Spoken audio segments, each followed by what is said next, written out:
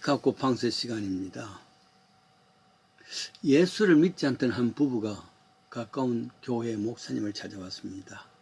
목사님, 우리 아이가 이 교회를 나가더니 이상한 처녀와 교제한다는, 알고 보니 그 처녀는 인물도 그러하고 별 볼 일 없는 처녀. 그래도 상관 별로 안 했는데 얼마 전에 아들이 와서 그 처녀와 결혼을 하겠다는 이야기를 합니다. 이건 말이 안 됩니다. 그 처녀 절대 안 됩니다. 우리 아이를 어떻게 키웠는데. 그런데 아들이 저렇게 확고하니 엄마 아버지의 말을 듣지 않습니다. 목사님 도와주십시오. 목사님께서 이 두 사람의 결혼을 반대해 주십시오. 그러면은 당장 다음 주부터라도 교회 나오겠습니다. 심각하게 듣고 계시던 목사님이 그렇군요. 참 어려운 문제지요. 그러니 일단 두 분이 교회에 다녀보시면서 교회에서 다니시면서 이 문제 해결하십시다. 그랬더니만은 그것도 방법이라 하고서 시작을 했습니다. 출석하면서 멀리서 아가씨를 봅니다. 주일학교에서 봉사하고 찬양대에서 봉사하고 이웃들과 나누어서 교제를 하고 이런 것을 멀리서 이렇게 보고 또 듣습니다. 그리고 몇 번의 설교를 듣는 동안 귀가 열리고 마음도 열렸습니다. 차갑던 이 부모의 마음이 차츰 무너지기 시작합니다. 결국 별 볼 일 없던 이 아가씨를 며느리로 받아들이고 결혼식까지 올리게 교회에서 말이죠. 어느 날 길에서 교회 목사님이 이 부부를 만납니다. 안녕하세요. 우리 김 선생님 요즘 어떻습니까? 아가씨에 대한 이야기입니다. 엄마의 이야기입니다. 아이고 목사님 말도 마십시오.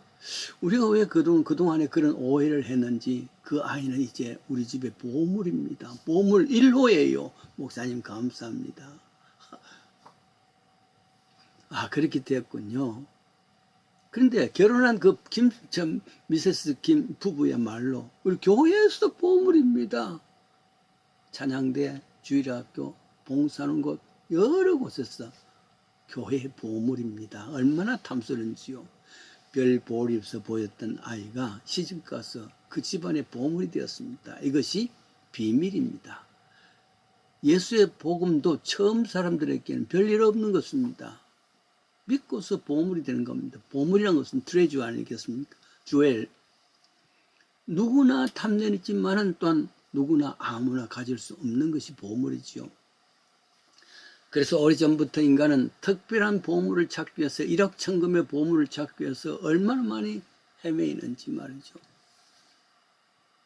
오디세이 머린이라는 회사가 있습니다. 주로 바다에 침몰했던 옛날 침몰한 배를 찾아서 그 속에 보물을 찾는 겁니다. 몇 년 전에 대서양에서 몇백 년 전에 좌초된 배를 찾았는데 그곳에서 자그마치 15억 불 금화를 건졌다는 것 기사가 있었지 않습니까? 우리가 사는 시카고에서 얼마 가까운 위스콘신주가 있습니다. 붙어있죠. 미러기라는 도시가 있습니다. 평범한 가정이 오랫동안 벽에 걸어두었던 별 볼 일 없던 그림 하나가 있었습니다. 근데 나중에 알고 보니까 그것이 고호의 진품으로 확인되어서 백만 불이 팔렸다는 이야기를 우리가 알고 있습니다. 그래요. 사람은 끊임없이 보물을 찾고 있습니다. 일본 군들이 8.15 해방이 되면서 부랴부랴 일본을 가기 위해서 귀한 보물들을 어디에 숨겨뒀더라. 그리고 도망갔더라. 그래서 혹은 서울로 아니면 주로 제주도 그게 보물 찾기 위해서 많은 세월을 보는 사람들이 있습니다. 대부분 찾지도 못하고 가사는 탕진되고 회사도 망했다는 이야기를 무성히 들려 나옵니다. 아라비안 나이트 알리바바 40인 도적이 있지 않습니까? 열려라 참깨 구호를 익숙했던 동생은 도적들이 숨겨놓은 수많은 보물 중에 얼마를 가져서 큰 부자가 될 수 있었지만 형은 그만 그 골을 잃어버렸어. 도적들이 잡혀서 죽음으로 끝난 이야기 아니겠습니까? 많은 것이 있습니다. 영국의 작가 스티븐슨의 보물섬, 어릴 때 만화로서 혹은 소설로서 영화로서 즐겁게 했던 겁니다. 듀마의 몬테크리스토의 백작, 억울하게 무인 고대에 갇힌 단테스가 죽기 전에 그 감옥에서 나올 수 없습니다. 그러나 그곳에서 만난 사제에 의해서 보물 지도를 얻고 사제가 죽어서 들어가는 백에 단테스가 대신 들어가서 천신만고 그때 살아나옵니다. 그래서 그 지도대로 찾아 보물을 얻고 이름을 몬테크리스토 백작이라 하고 사교계의 왕이 됩니다. 그리고 지금까지 자기를 옥살이하게 했던 사람들 하나하나 통쾌하게 복수하는 장면들 얼마나 시원했는지요. 성경에도 보물 이야기가 나옵니다. 천국을 비유하시면서 마태복음 13장 44절에 천국은 마치 밭에 감추인 보화 같으니, 밭에 무슨 감추인 보화가 트레저가 있을까? 지금도 그래야지만 중동에는 전쟁이 끊임없습니다. 적국이 쳐들어오면 피난을 가야 되는데 그 많은 보물들 다 가져갈 수가 없어. 땅속에 깊이 묻어놨단 보화들. 그러다가 가서 죽든지 혹은 참 피난 장소에서 영영 돌아올 수 못하는 상황이 되면 잊혀진 보물이 된단 말이죠. 나중에 땅 문서를 가진 사람들이 이제 그것을 사서 땅을 경작하는데 하다 보니까 땡그랑 소리 납니다. 알고 보니까 그 보물을 피난 가면서 묻었던 것이란 말이죠. 그러니까 자기 재산을 다 팔아가지고 그 땅을 안 사겠는가? 땅 때문이 아니라 밭 때문이 아니라 그 속에 바친 보물 때문이라 그래 말할 수 있습니다. 그렇습니다. 복음은 이런 보물입니다. 보물은 영생하는 생명의 이야기입니다. 세상에 생명 이상 귀한 것이 어디 있겠습니까? 그러니 복음은 이 보물을 주는 것입니다.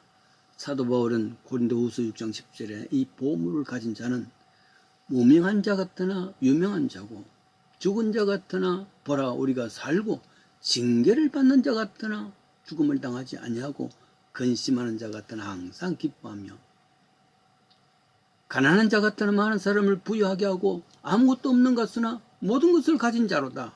보물 가진 자란 말이죠. 그런 고백을 합니다.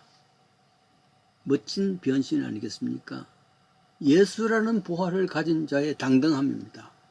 고린도후서에도 다른 것을 있습니다. 4장 7절 우리가 이 보배를 질그릇에 가졌으니 We have this 질그릇 jar of the clay입니다. 여기에 가진 트레저가 바로 복음의 비밀입니다. 예수의 참 질그릇 같은 우리의 육체 아니겠습니까? 그런데 내 속에 예수 그리스도를 믿는 믿음이 있다면 이거는 트레저를 가진 육체란 말이죠. 성경에는 중요한 보물 몇 가지를 이야기합니다. 첫째로 제일 중요한 것은 예수님 자체가 보화입니다. 예수님을 가진 것이 보화란 말이죠.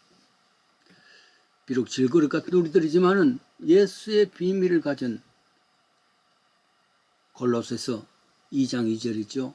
하나님의 비밀 곧 그리스도를 깨닫게 함이라. 하나님의 비밀을 만들어 주는데 그게 그리스도란 말이죠. 그러니 복음에서 가장 귀한 보화가 곧 예수입니다. 그는 곧 하나님이시라 그랬습니다. 하나님을 모신 자와 그렇지 못한 자의 차이가 있습니다. 그런 의미에서 참 보배는 바로 예수 그리스도입니다. 두 번째는 십자가의 비밀, 이게 보물이란 말이죠.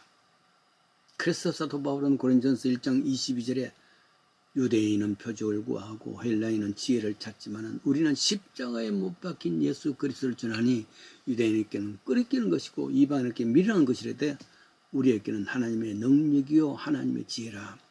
하나님의 지혜가 그 십자가라는 그 은혜 속에서 십자가가 보합니다. 비밀입니다.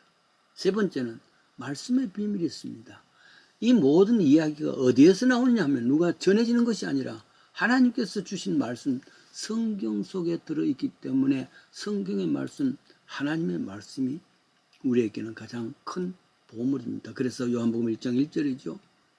태초에 말씀이 계시다. 이 말씀이 하나님과 계셨으니 이 말씀이 곧 하나님이시다. 예수님이 곧 하나님이시다. 그와 같은 것. 예수님, 십자가, 말씀 이 세 가지가 세상에서 믿는 우리에게 주신 하나님의 가장 큰 보물입니다. 이 보물 잊지 말고 그 가치를 또 함부로 비하하지 말기를 바랍니다.